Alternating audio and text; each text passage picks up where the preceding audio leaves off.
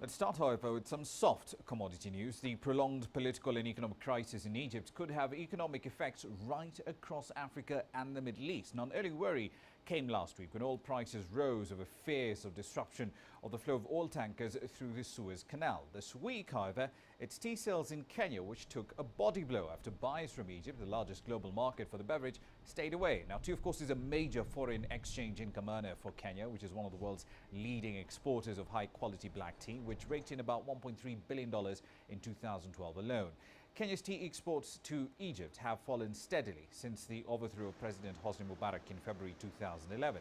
However, despite the absence of Egyptian buyers prior to the auction, today did remain fairly strong, with demand from newer markets like Kazakhstan, Sudan, Yemen and other Middle Eastern countries having a more modest buy. The analysts, however, have said that a prolonged unrest in Egypt could hurt the Kenyan currency in future. Over in East Africa, Kenya will step up agricultural outreach programs in order to enhance agricultural output and productivity. Official estimates by Kenya's government indicate that over 10 million people across the country are food insecure, with a large number, especially in marginal and insecure areas, living on food relief. In many urban areas, households are also incurring enormous food bills due to high food prices right across the board. With maize being the staple food due to food preferences, the commodity is generally in short supply. Kenya essentially is a net importer of that commodity, and most households have limited choices of other foodstuffs. The Agricultural Society of Kenya trade fairs are an avenue of outreach to alleviate some of the major challenges facing agriculture in Kenya.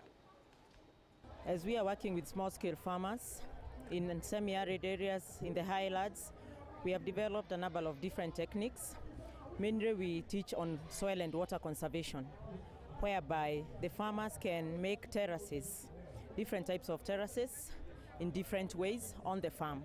This is for holding the water.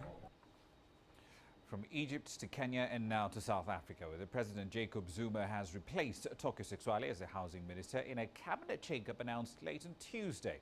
Now, the move is widely regarded as removing the wealthy businessman and anti-apartheid icon who has been quite critical of his rival stewardship of Africa's biggest economy.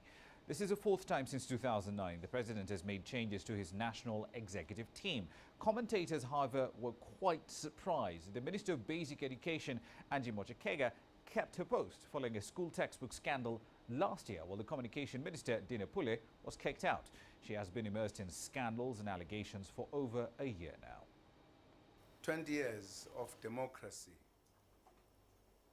have changed the face of our country. And the last 5 years have pushed that change forward. I've decided to make some changes to the national executive. We thank the outgoing ministers for their contribution in taking the work of governance forward and creating a better life for all. We wish all incoming members of the national executive all the best in their new portfolios. President Jacob Zuma there. We're still in South Africa, but this time with a more personal focus, especially on SMEs. He left the high life of Wall Street to help grow entrepreneurs in South Africa. South African-born Yusuf Radendra Rees is now taking his Owethu project right across the continent to see if its success in South Africa can be replicated elsewhere. CCTV Sumitra Naidu takes a look at how this incubator program is helping to empower thousands of young people. Yusuf Radendra Rees left South Africa about 10 years ago to study at Oxford and Harvard. He brought that knowledge back to South Africa to help young entrepreneurs. He started the Owethu incubator 4 years ago to help entrepreneurs from under-resourced communities in the country. Let's look at models that actually work in an African context to identify talent, and then let's invest properly in the development of people, not so that they can tell a nice spaza shop story where middle-class people can pat each other on the back and say, isn't that sweet? But really to invest in that talent so people can grow real, sustainable, scalable businesses. Owethu identifies new and existing entrepreneurs in low-income areas. It then provides them with funding, skills and guidance. Owethu also helps with startup capital. So that if you wanted, for example, your dream is to open a restaurant in a fancy area in Joburg, we'll say, fine, let's start selling plates out of your mom's kitchen. There's no cost there, you can use this money let's start making a living and let's learn about the restaurant business. And as you grow, we'll help you to access the resources you need to get to where your ultimate dream is, which is running that big restaurant, you know.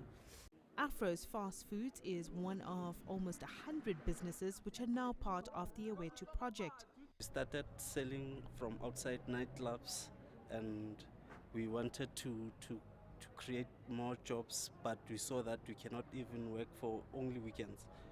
Then we started, during the week, we started to sell pop and liver, and then we saw that we can work, we can make chance for, we can sell more food during the week.